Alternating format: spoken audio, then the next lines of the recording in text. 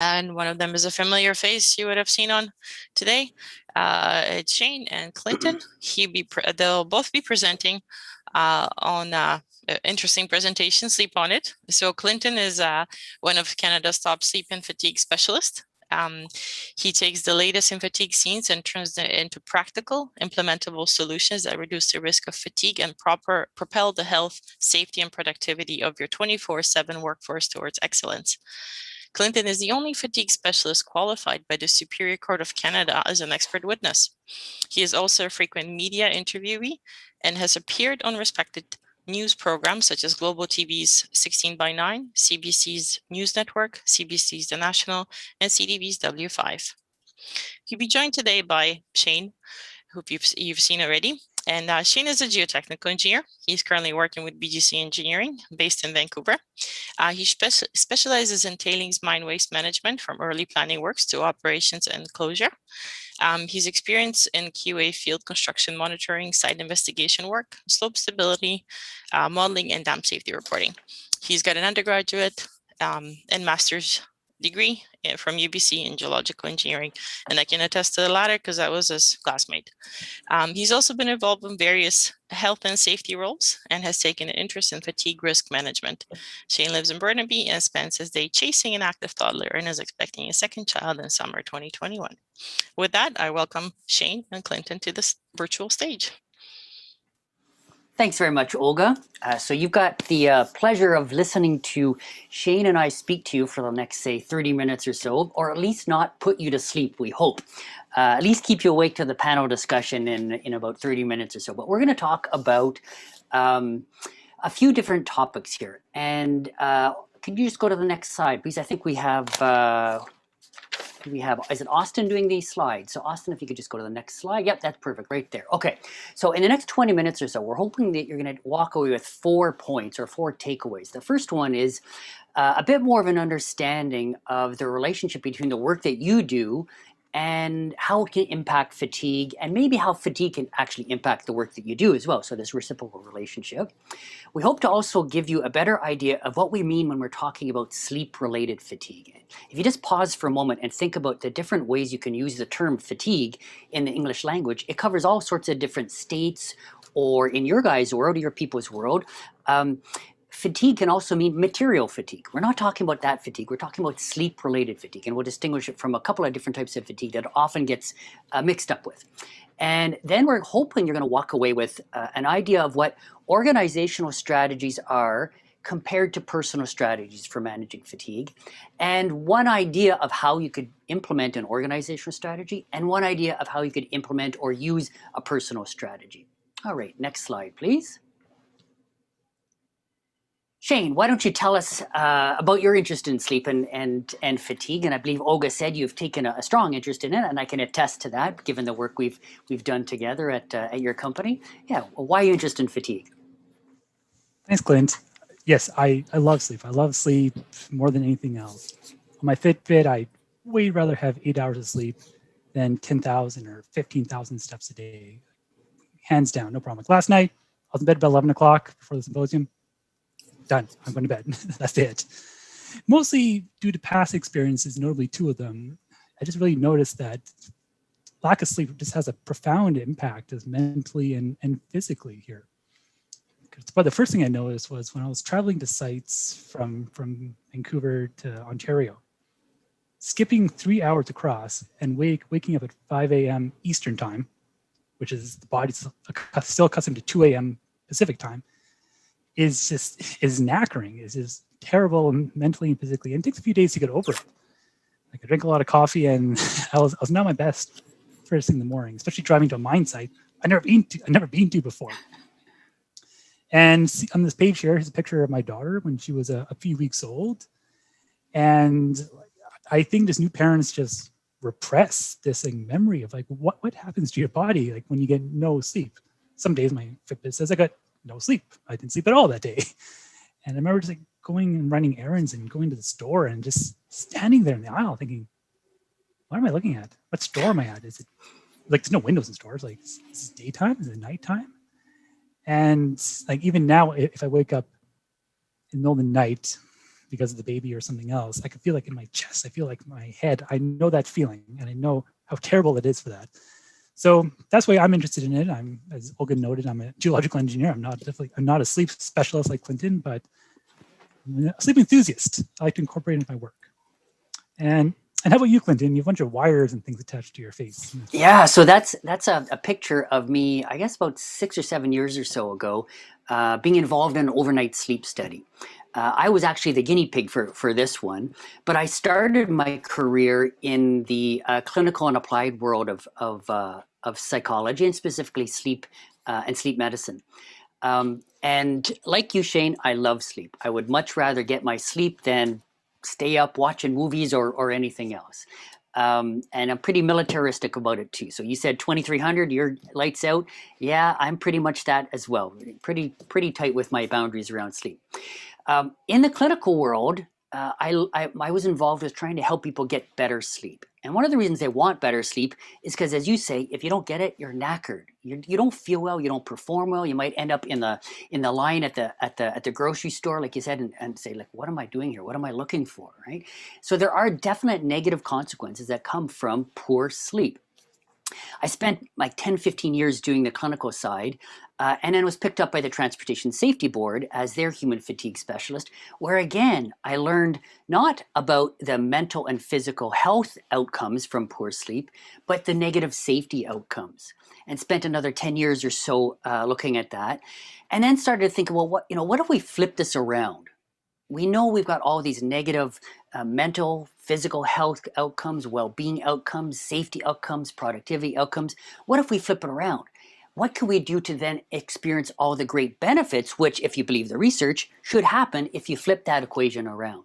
So for the last 10 years or so, that's what I've been doing, looking at how can I help organizations realize some of the benefits, like improved mental and physical health for their employees, like increased productivity. Now, what we know is that when you're fatigued, you make more errors and you work more slowly. So if people with less fatigue due to better sleep, they work more quickly and they make less errors. So it's even better productivity.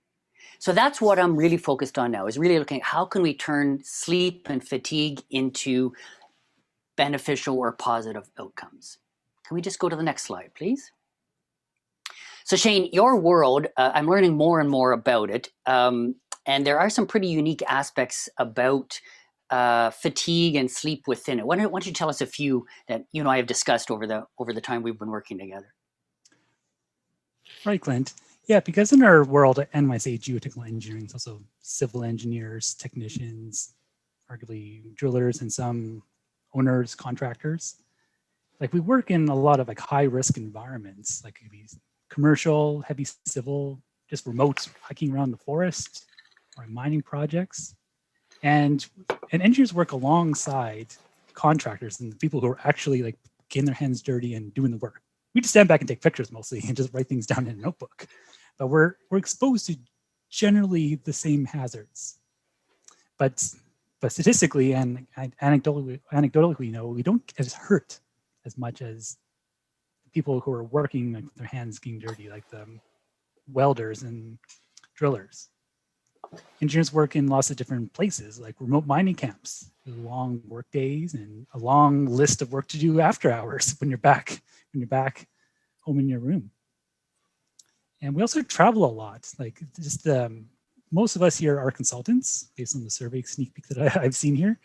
And so we kind of hopscotch from job to job with different hazards at different sites, changing time zones, working in unfamiliar sites. And it results in like increased fatigue. Your body's not accustomed to it. And we spend a lot of time in transportation. Just getting there is often just half the battle. It may take 2 or 3 days to get to a site. And driving is a large risk that we all take. And fatigue is often a contributor to driving risks.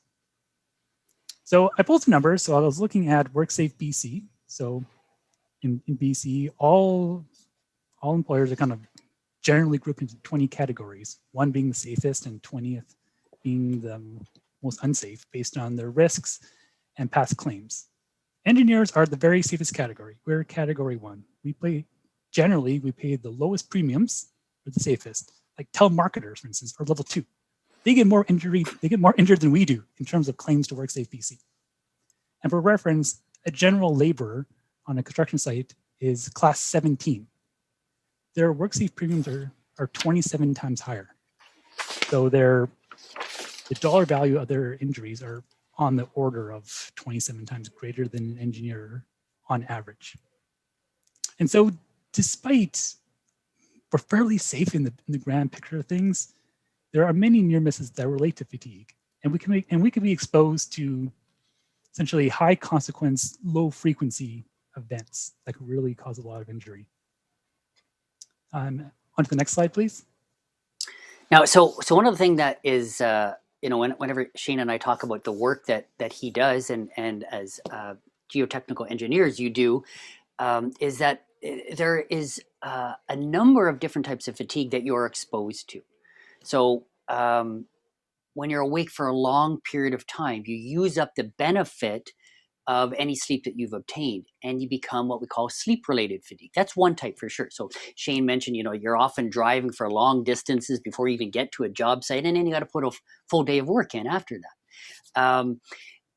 You're also doing a lot of mental work, which can mentally fatigue. And I know Shane's got a really interesting example to point out what mental fatigue is. But before we do that, I want to highlight one other type of fatigue. And Shane and I can't see you, so I'm not sure if you're going to follow along with this corny little exercise, but try it. Hopefully nobody's going to see you and say, no, he's going to giggle at you. But what I want you to do is take your hand and raise it about head height with your palm open, okay? Now start opening and closing your fist, okay? And now raise your arm up just until you start to feel the arm or your shoulder strain a little bit, and keep opening and closing your fist. Open, close your palm, your fist. Okay, keep doing that. Now keep doing that for say 1, 2, 3, 4, maybe go 5 hours. Okay, if you can stop and think about what the first thing is that's going to happen. Well, there's a good chance your arm will become fatigued, become tired, and you won't be able to continue doing that for a long time. After you've used your body in that type of fashion, so not necessarily strenuously, but just for a long period of time, you become fatigued. You can also become physically fatigued after using your body in an extreme strenuous fashion, like say a workout, but for a short period of time. Okay? And after those types of exercises, people will often describe themselves as feeling fatigued. But just because you've done this for 3 or 4 hours, it doesn't mean you're going to fall asleep more quickly, although you still feel fatigued. And yes, there are negative consequences that come from it. Now, Shane, you've got an interesting example that I think the group might relate to a bit more than this, around mental fatigue. Why don't you tell us about the drill hole log edits example? Yeah, yeah. My example of mental fatigue for me is doing GINT logs, drill hole logs, test pit log edits. You may have, I think all of us have probably sat in a stuffy office editing 40 drill hole logs, and you got to say, change the grain size from fine to medium grain sand 40 times, and just editing lines and lines. Your brain will just turn to mush. But it's kind of saying, you're not necessarily going to fall asleep, but just your brain is just mush, and you just want to just leave or do anything else. Or if someone says, "Hey Shane, I want you to take out the trash," oh, I'll do that. Just something different. And that's the real trick here, is knowing what type of fatigue you're experiencing, because the solutions for each one are different, right? Your solution for the log hole editing work was, take a break from it, go and take the trash out, and that would relieve some of the mental fatigue. Sleep will help too, but it's not necessary. The other type, there's another really good example of fatigue that we're probably all experiencing, and you hear this in the news all the time recently. We call it COVID fatigue. We're all so sick and tired of hearing about it, of dealing with it. We're fatigued. But just because you've heard about it so often doesn't mean you're going to fall asleep more quickly. So it's a different type of fatigue and needs a different type of solution. We need to stop hearing about COVID. Okay? Sleep-related fatigue results from sleep-related factors.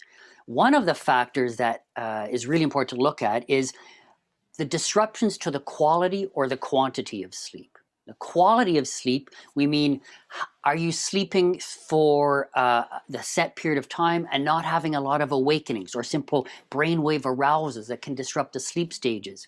By quantity of sleep, we mean, are you getting in the neighborhood of 6 to 9 hours of sleep per 24 hours of life? Not per day, but per 24 hours of life. It's heavily weighted at the higher range, so the mean or the average is about 7.5, 8 hours or so. One thing that can really disrupt the quality and quantity of sleep is stress. Stress can, and if you think about it, the last time you were really stressed, you probably had trouble falling asleep. Or if you're one of those lucky few, you fell asleep, but you woke up 8 hours later and you still felt fatigued because the quality of your sleep was likely disrupted as well. Now, the problem with this, the sleep and stress relationship is there's a vicious circle here. The more sleep disruption you experience, the less you're able to fight off the stress or deal with the stress, or the less resilient you are to the stress, which then means your sleep suffers more. So it can become a nasty, vicious circle that's hard to break. So quality and quantity of sleep can impact fatigue levels. Can we go to the next slide, please? But we also have, so there's quality and quantity of sleep, so keep that in mind. Next slide. Okay, and the next slide is, if we can just go to the next one, it's the little graph. There we are, perfect. So this one refers to what we call circadian rhythm effects of fatigue. We have a circadian rhythm, a biological rhythm that waxes and wanes across a 24-hour period for our fatigue and alertness. And in the graph you see here that there is a post-lunch dip. So after lunch, our fatigue increases, our alertness decreases. And then in the middle of the night, there's a circadian trough where our fatigue is extreme and our alertness is really, really low. Okay? So simply by virtue of being awake during one of those two periods, you're more fatigued. Okay? So again, it's a biological sleep factor, and we call it sleep-related fatigue when it has to do with the circadian rhythm of fatigue. Now, the other interesting thing is that's one circadian rhythm. There's close to probably another 100 or so biological rhythms that go up and down across a 24-hour period. And our body likes to have them all nicely synchronized. If you are doing, like Shane said, traveling across time zones and now having to sleep at a different period of time and be exposed to biological time cues like light at different times, it can throw off that synchronization. When you're internally desynchronized, all your biological rhythms are all out of sync and messed up, you are perpetually fatigued. Okay? So another way you can become fatigued from a sleep-related fatigue standpoint. Now, Shane, I know you guys have been talking about risk throughout the day, and you hinted at risk a little bit earlier, and you've got a really interesting way of looking at risk. If we could just go to the next slide. Right, yeah. Thanks, Clint. So I swear, this is the only equation you'll see, the only thing vaguely resembling a number here. So simplistically, I've talked to some people and they think, well, Shane, just give me more sleep compared to work hours. I'm all good. My factor of safety of rest versus work hours, if I rest for 14 hours and work for 10 hours, I'm all good. And it's not so simple as that. As Clint's noted, not all hours of sleep are equally weighted. And I'll maybe discussing not all work hours are equally weighted to reduce your fatigue risk of being in an accident. So you should consider, I guess, the likelihood and the consequence of your fatigue in this very simplistic equation, like engineers would do for a standard risk assessment for a slope failure, for instance. So your likelihood of falling asleep is based on, as Clint's noted, quantity, the quality of sleep, other factors, your other 100+ biological factors that are impacting your likelihood of being fatigued. And the consequence is, in terms of health and safety, is if you do fall asleep in your situation, what will happen to you? How injured would you be? So for reference, a worker who is lightly fatigued, but is doing a very critical task, say they're driving on a very mountainous, steep road in the fog, a very minor decrease in attention or a very small amount of fatigue may result in a very bad accident. On the flip side, if you're very fatigued and doing your drill log edits in your office and you do doze off or doing an office-based task, and if you fall down, you may just conk your head. You won't get that hurt, for instance. So this is kind of, you need to consider likelihood and consequence together. Yeah, and notice that in this formula, Shane doesn't have fatigue severity listed at all for the very specific reason that he just pointed out, right?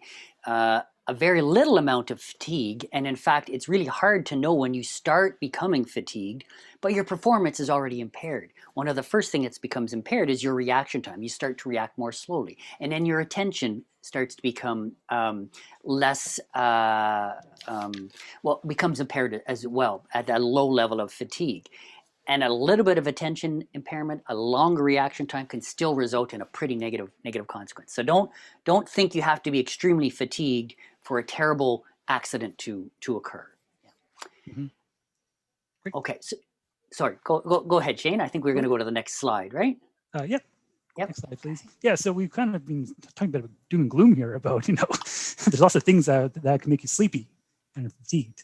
So how can we address this? And we're broadly grouping them into organizational and personal strategies here. Next slide, please. Yep, next slide. Hierarchy of controls. Most people in this group have probably seen this. It's very classic in the world of health and safety. Essentially to address your fatigue risk is you should work at elimination and work your way down this list. So an example of reducing a fatigue risk is don't go. Can you call into the VGS symposium remotely versus driving here from Kelowna at nighttime? Or can you do a conference call? A substitution example could be, for instance, if you're driving in an unfamiliar area, you may want to hire a local driver who knows the area and who is better rested than you. Like an engineering control could be tools to enhance your sleep. I mean, normally we'd try to engineer a solution to this, but you're kind of engineering your brain to get better sleep. And there's administrative controls. Clint will touch upon that in the next slide. Like it's essentially what paperwork, what policies can an organization do to add controls to fatigue risk. And then the very bottom, if you don't rely upon this, is your PPEs. That's your basic, your gloves and your goggles and your hard hat on. But I'd argue for your driving PPE is essentially a big, safe truck. If you're statistically less likely to get injured if you're driving a big, safe new vehicle. Unfortunately, you may hit something that is maybe delicate and may cause more damage to something else, but it'll be safer for you. But you don't rely upon an airbag to save you. On to the next slide, please.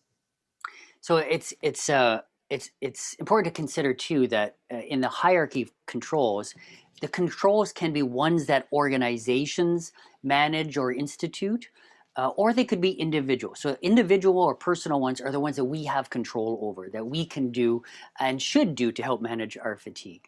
So let me give you a quick example of what an organizational level control would be. One of the ones that we will often have organizations put into place is what we call fatigue check-ins. Okay? And it goes something like this. At specific points during the duty day, everybody stops and we check in. We review all of the fatigue risk factors. So how long we've been awake, what point in our circadian rhythm are we at? What was our sleep quantity and quality at? And get an estimate of how fatigued do you think we are now, and how fatigued do you think you'll be in 4 or 5 hours from now? Good time to do that throughout the day or before you're doing any sort of safety critical work. Stop as a pre-job briefing. Let's do a fatigue check-in. Now, this is considered an organizational control because you have to have a specific process in place to help people understand when to do it and then what to do if people report, hey, I'm really fatigued. Well, do you just stop work? Have you got people you can sub in? What do you do about it? Generally, that's not something an individual can just do on his own. You need the team to work together to do that. So that would be considered an administrative control because it's really a process or a procedure that you're putting in place, and an organizational one because it's usually done by the organization. Shane, you've got an interesting, we've had a discussion around a really interesting organizational control, and we had a discussion about, is it one, is it not one? And I think it is. Why don't you tell us what this one is? Yeah, some of these kind of cross the line, kind of blurry between what is an organizational versus a personal strategy, because as a worker on site, you often are empowered to do these things yourself. So like my example here is a job fatigue proofing. So that's mostly to reduce the consequence, a little bit of likelihood, but mostly to reduce the consequence of something happening. So essentially, you want to make your work site resilient to fatigue. If you have a ton of hazards and all kinds of stuff, and you had to be like laser focused to walk along, some like catwalk, and there's like a cliff on one side every day to like just to go to your work site, that's not, well, it's not very safe in general, but a minor lapse in fatigue results in injury. So a simple thing could be just tidy up your work site, for instance. It may seem minor that there's like a bucket or there's some cords over there to the side that a normally very alert person would never trip over. But someone who is fatigued, as Clint's noted, the reaction time is much reduced, and they may not observe these things, and they can fall down and get injured. And that could be extrapolated to the next line. Hey, Clint. Yeah. So we'll get to that in just a sec. Now, fatigue job proofing is, forget about the fatigue, but make what they do safer. So I think this fits in perfectly with the fatigue job proofing organizational strategy, because you're not, you notice Shane didn't say anything about let's deal with the person's fatigue. No, it's let's deal with the job site, right? So job fatigue proofing, making the job more resilient so even a fatigued person could do it.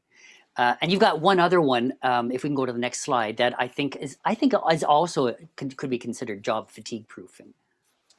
Right, because you're saying, well, Shane, it's all well and good. You'll just make the job site safe. But, a drill rig is built this way. You can't say, well, Shane, just weld on this new thing and put a giant fence here. Well, you can't do that as an example, right? So there's limitations on what we can do. So we're kind of advocating kind of a multi-prong approach to safety. And so let's go back to Clint's graph about your natural circadian rhythm. How can you take advantage of this? Like if you fight it, I think we all know if you try to fight the curve, you're going to lose. So where your body is naturally alert, so say before lunchtime and then after the post-lunch dip, try to plan your higher risk activities, essentially.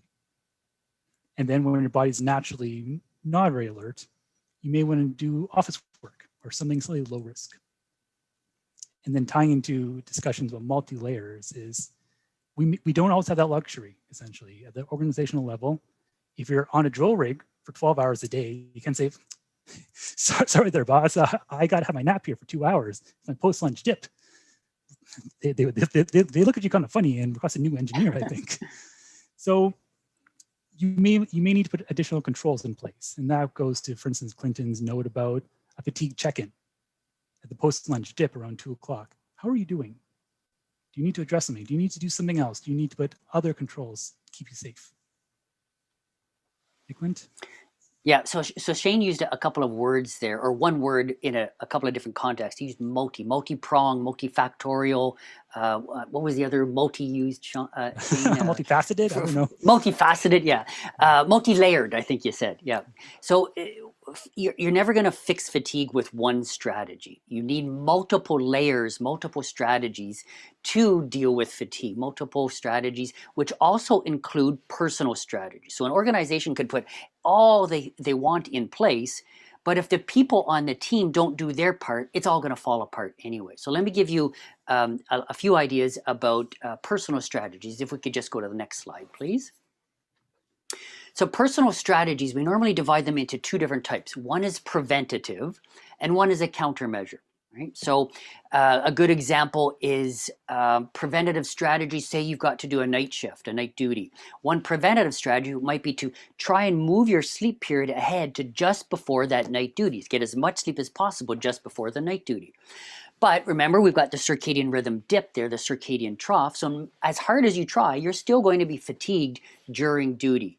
And then what you need to do is to have what we call a countermeasure to help you try and fight any residual fatigue that exposes itself in spite of trying to prevent it as much as possible. Now, Shane, you've got a favorite fatigue countermeasure. You could also use it as a preventive strategy, I guess, that I think lots of people have. What is it? Caffeine. It appears twice on this list. It's my favorite. It's my favorite thing in the world here. I take it in coffee form. So as Clint noted, it's a preventative measure. I think all of us, like, you don't need us to tell you that. Everyone here has kind of an innate sense on how much caffeine do they need for a normal day. Or we often see in the evening, people say, well, I can't have coffee after 4 o'clock because it makes me jittery or something. I think everyone has a fine-tuned sense of how much coffee they normally need to essentially prevent fatigue. And as a countermeasure, if you're hopefully not falling asleep in this presentation here, you may need an additional cup of coffee just to kind of get you over the last little hump of the day. Or if you're on a job site, right? I also bring my travel mug around with me. And I have noticed the coffee on a work site is different than the coffee at my house.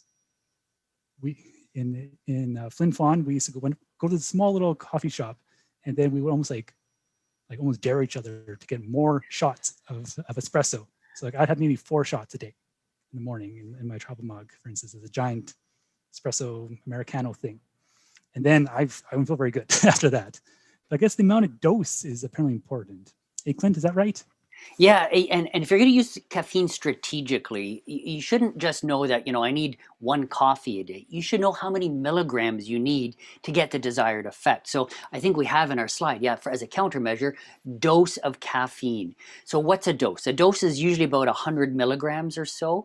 But then you have to figure out, as Shane said, if you're going to a different coffee shop, how much is in that coffee? Well, you don't really know. Now, I don't support the use of, say, energy drinks as a regular pleasure beverage, but I do like them because on the side of the can it tells you exactly how much caffeine is in there. And if you're going to use caffeine strategically, you want to be able to control that dose to be able to control the effect out of it. If Shane, say, had his 4-shot espresso coffee mug near the end of a night duty and he was planning to go home and get some sleep, he probably wouldn't be able to sleep. So if he knew exactly the dose he was taking, he could take that dose in order to then be able to still sleep when he got home. So dosing is really, really important. Yeah, definitely. Okay, I think we've got one more slide to go, and then hopefully time for a couple of questions. Can we just go to the next slide, please? So this is kind of a classic figure I think we've seen in resilience engineering. As we've discussed today, fatigue management is a kind of multifaceted approach. Putting in an ironclad, you must cap your workday at 12 hours. It'll make your employees happy, but it won't necessarily make them safer, necessarily, based on these many factors that we talked about. And eventually there was maybe thought of the root cause. The root cause of maybe some old investigations you would see, well, that person worked a 16-hour day, of course they were tired, and that's how they got hurt. Well, it's not so simple anymore. Right? Most investigations nowadays will look at many, many, many factors that attribute to this failure. They may work this 16-hour day for many days in a row and not get injured. But if another factor, like a new person comes on site, or a new piece of equipment comes on site, or it's darker or lighter comes on site, just a small change in the system may result in a failure. One of my favorite shows to watch is Mayday on Discovery Channel. And whenever there's an aircraft failure, pilot error, you see in the news, pilot error just did it. It's not as simple as that. There's usually a chain of many, many events that resulted in a failure, be it an engineering failure or a fatigue management incident. Hey, Clint, do you have any comments about on investigations and multi-pronged approaches? Yeah, so going with the Mayday example, so I spent 10 years with the TSB, and some of our investigations ended up on Mayday. But in the TSB reports, you'll see what Shane referred to as multifactorial reasons for why things happen. We never referred to things as a root cause. If we did, we said root causes. But in the accident world, we call it multi-causality. And if you read any TSB report or any of the reports from the accidents on May Day, you'll see a whole list of causes that all have to conspire together, line up perfectly to allow the accident to happen. Fatigue is not very different.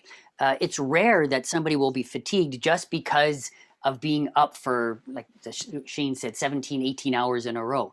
You then have to look at, well, why were they up for that long? And there could have been a huge organizational failure. Maybe they didn't give people the education to let them know that there was a risk of being awake that long. Or maybe the education program was missed by that one particular person. And if so, why was it missed, right? So you have to look at these multi-layers to figure out what happened. And fatigue management works the same way. So you've got to have multiple ways of managing fatigue. Both organizational and personal strategies should be in there as well. Now, I think we've got a couple of minutes for Q&A. Can we just go to our Q&A slide, please? Hopefully you can see this. And just before we take a couple of questions, as a preventative strategy, you should be trying to improve your own sleep quality and quantity.